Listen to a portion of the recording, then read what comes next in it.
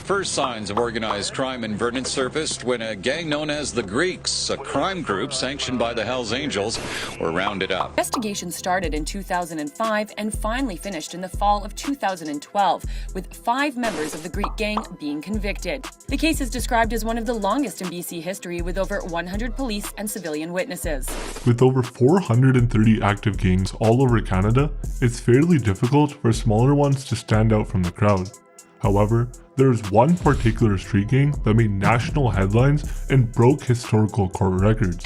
Not only did they viciously beat and murder their own, but they also allied themselves with a lawyer, which led to the first time in Canadian history that a lawyer has ever pleaded guilty to the activities of a criminal organization. Continue watching as we discuss the Greeks gang, its structure, and how it operated the illegal drug business in North Okanagan. It was 2005, and the Okanagan city of Vernon was as pleasant as ever. Nestled near the shores of 3 lakes surrounded by hills, it could have easily passed as the ideal city. However, there was a shadow that loomed over the residents. In less than a year, in a population barely hitting the 40,000 mark, the police were dealing with 5 homicides and 2 suspicious disappearances. Nonetheless, even before the arrests and convictions, everyone knew the Greeks gang was behind it. Their name came about because most of its members were of Greek heritage, and it was headed by none other than Peter Manolakos, a former owner of a Vernon pizzeria. At first, Manolakos came across to his fellow gang members as a leader that deeply cared about the group, and in one instance got seriously mad because a member refused to go to the movies with other Greeks. He insisted that it wasn't about the money, it was about friendship and loyalty. Manolakos modeled the gang after the outlaw biker clubs, and took inspiration from most of their structure. He provided gold rings and vests to senior members, and insisted on gang tattoos of the word Ema, which means blood in Greek, as well as the Omega symbol that meant forever. The Greeks gang also had different ranks within the organization. On top was Manolakos as the undisputed leader, followed by senior full patch members, then bankers who supplied drugs and collected profits. At the bottom you had runners, who worked the drug lines at the street level. There was also a special rank of enforcers that dished out punishment to those who stepped out of line. For sure, high echelon drug trafficking was their main line of work. Manolakos and his men had an influence across multiple cities, including Edmonton, Vancouver, and Grand Prairie. However, that wasn't their only source of income. According to police reports, they were involved in almost all types of evil imaginable, including extortion. The public was afraid of them, and rightfully so. That said, the authorities had taken note of the Greeks gang and were hot on their heels. A year earlier, in 2004, the Royal Canadian Mounted Police had established a special task force to take them down. Given how deeply integrated the members were with the community, it was difficult for them to find residents willing to open up about the gang's activities. Finally, in 2006, their hard work paid off. After multiple police raids, they finally busted the Greeks gang and arrested a few key members, including Manolakos. The police also seized several eyebrow-raising goods that posed some serious questions. Besides the more than 4 kilograms of coke, 25 pounds of BC bud, and more than $200,000 cash, the RCMP also stumbled upon some biker gear. Specifically, they found Hells Angels supporter vests and t-shirts. One of them read, "Be silent or be silenced." Upon further investigation, the police established that the Greeks gang was more of a Hells Angels puppet club. Experts alleged that the Hells Angels chapters of Calgary and Kelowna had sanctioned the Greeks in Vernon to carry out their drug trafficking businesses. That would explain why the gang had so much power despite its relatively small number. Unfortunately, that wasn't the end of it. During the trial, more of the Greeks gang's secrets were brought to light. The authorities took their time with the investigations, and it was on May 30th, 2011 that offenders appeared before the jury. Peter Manolakos, Sheldon Donnell, Leslie Podolsky, and Dale Snipes faced several charges related to murder and drug trafficking. The trial took place in a special high-security courtroom built for the Air India bombing. It was a historic one, in which more than 100 Crown witnesses testified and at least 25 lawyers were involved. The Greeks gang trial was also the longest in British Columbia's history.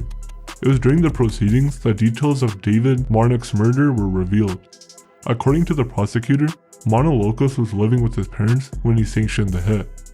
David was a drug runner who worked closely with the Greeks gang. However, in 2004, he went rogue and allegedly took off with the drug lord's phone and some cash. After his capture, David was dragged into a building in Vernon, known among gang members as the Office, and tortured endlessly for at least 3 days. Snipes and Podolsky took turns on the duct tape to David, beating him to death with a baseball bat, hammer, and blowtorch. They then took his remains to a remote location and set them on fire. Just 4 months after David's murder, Manolakos sanctioned yet another hit. He was getting bolder, and this time he decided to take out Thomas Edward, a rival drug dealer who was also fighting for the turf. According to the police, he was beaten with a wooden baseball bat, stomped on, and run over by a car at a popular beach nearby. Thomas succumbed to the wounds and died 17 days later in the hospital. 6 months barely passed before Manolakos orchestrated yet another hit. On May 31, 2005, Ronald Dom was shot to death by his fellow gang members. Investigations revealed he was killed because Manolakos and the others mistakenly believed he was helping the police in leaking information on the gang's activities. One former gang member also testified that Manolakos wanted Dom's bullet-ridden body left out on the streets as a warning to others not to mess with the Greeks gang. It was also during the trial that William Mastop's name popped up. Mastop was a well-known lawyer and social figure in Vernon. However, this time he was well beyond his depths, facing multiple charges of aiding the Greeks gang criminal organization. According to court evidence, Mastop was not only feeding police information to the gang, but even organized shooting activities to improve their accuracy and gun handling skills. The BC Supreme Court heard that Mastop and Greeks would frequently meet at a local gun range just outside Vernon. He provided them with ammunition and also permitted them to use his guns. Following a search of Mastop's home in May 2007, the authorities found a gun that belonged to the Greeks, evidence that he also helped store some of their contraband. The court was further shocked when Mastop pleaded guilty to the charges. This was the first time in Canadian history that a lawyer had pleaded guilty to the activities of a criminal organization. At first, the court didn't know how to deal with this case. Nonetheless, the jury sentenced him to a year behind bars, a sentence that was later increased to 2 years and 2 months behind bars. As for the 4 gang members, including Manolakos, they were all sentenced to life in prison with no parole for 25 years. Finally, the evil that loomed over Okanagan was dealt with.